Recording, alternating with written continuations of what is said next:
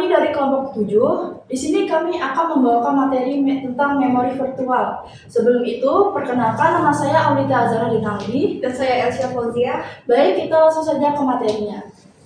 Nah, pertama-tama di sini ada latar belakang. Sistem komputer itu sering mengalami keterbatasan memori ketika menjalankan banyak program sekaligus. RAM yang kecil menyebabkan aplikasi tidak dapat berjalan secara maksimal. Oleh karena itu, diperlukan sebuah mekanisme yang membuat program seolah-olah memiliki memori besar meskipun kapasitas RAM terbatas. Nah, di sini ada konsep memori virtual. Memori virtual adalah teknik yang memungkinkan program menggunakan memori lebih besar dari RAM yang tersedia. Sistem operasi menyimpan sebagian data program di hard disk dan hanya memuat data penting ke RAM. Dengan ini, komputer dapat menjalankan lebih banyak aplikasi secara bersamaan dan tetap stabil.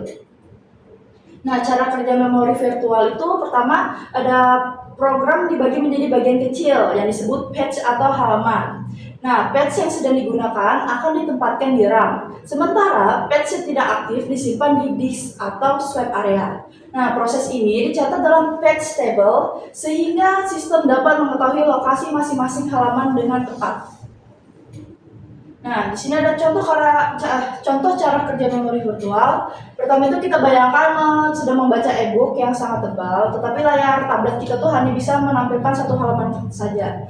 Nah, ini kita itu kayak e-book sama dengan tuh program besar. Lalu tuh dia ada halaman yang kita lihat itu dia disimpan di RAM, sedangkan halaman lainnya itu disimpan di disk. Nah, cara kerjanya itu pertama kita buka halaman 1. Nah, halaman 1 itu dia bakal masuk ke RAM. Nah, yang kedua itu kamu pindah ke halaman 2. Halaman 2 ini masuk ke RAM. Nah, halaman yang pertama tadi bisa dipindah ke disk. Nah, cara kerja yang ketiga itu ada patch table yang mencatat halaman mana yang ada di RAM dan mana yang di disk. Kesimpulannya itu, memori virtual membantu komputer tetap bisa menjalankan program besar walaupun RAM terbatas karena hanya bagian yang sedang dipakai yang ada di RAM. Nah, selanjutnya ada domain pegging. Domain pegging adalah teknik yang membuat halaman ke RAM hanya ketika halaman tersebut benar-benar dibutuhkan oleh program. Proses ini membuat pengguna RAM menjadi lebih efisien. Jika halaman yang dibutuhkan tidak ada di RAM, maka terjadi patch fault dan halaman diambil dari disk. Baik, selanjutnya akan dijelaskan oleh rekan saya. Baik, saya akan melanjutkan presentasinya. Di sini ada contoh domain pegging.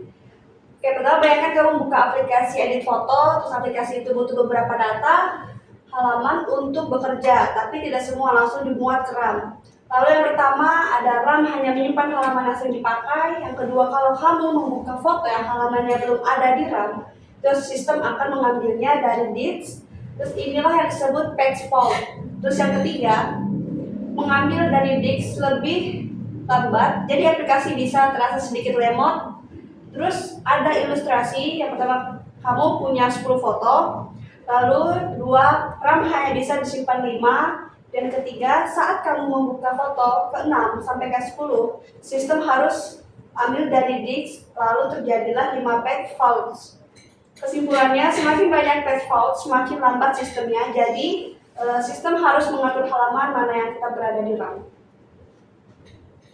Kinerja domain pegging. Semakin sedikit patch fault, semakin baik kinerja sistem. Namun jika terlalu banyak patch fault, komputer akan menjadi lambat karena sering mengambil data dari disk, terus lebih lambat dibanding RAM. Oleh karena itu, sistem perlu mengatur halaman mana yang harus tetap berada di RAM. Patch replacement algorithm. Ketika RAM sudah penuh namun halaman baru dibutuhkan, maka harus ditentukan halaman mana yang akan diganti. Beberapa algoritma yang digunakan. Yang pertama ada FIFO, freeze in, freeze out. Halaman yang paling awal masuk akan diganti terlebih dahulu. Terus yang kedua ada LRU, least recently used, mengganti halaman yang paling lama tidak digunakan. Yang tiga ada optimal, menggantikan halaman yang tidak akan digunakan paling lama di masa mendatang, atau paling efisien namun sulit diterapkan. Tujuannya adalah mengurangi patch fault sehingga kinerja tetap stabil. Lanjut ada alokasi frame.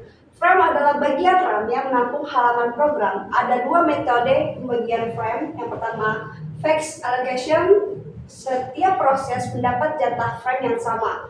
Terus yang kedua, dynamic allocation. Ada jumlah frame yang menyesuaikan kebutuhan proses. Semakin banyak frame yang diberikan ke suatu proses, maka peluang exploit akan semakin kecil. Lanjut, ada segmentasi. Segmentasi membagi memori berdasarkan struktur logis dari program seperti yang pertama ada segmen kode berisi instruktur program, berisi instruksi program. Yang kedua, segmen data berisi variabel. Yang ketiga, segmen stack untuk pemanggilan fungsi. Segmentasi mempermudah pengaturan memori serta melindungi tiap bagian agar tidak saling mengganggu. Sistem modern sering menggabungkan paging bersegmentasi untuk pengelolaan yang lebih baik.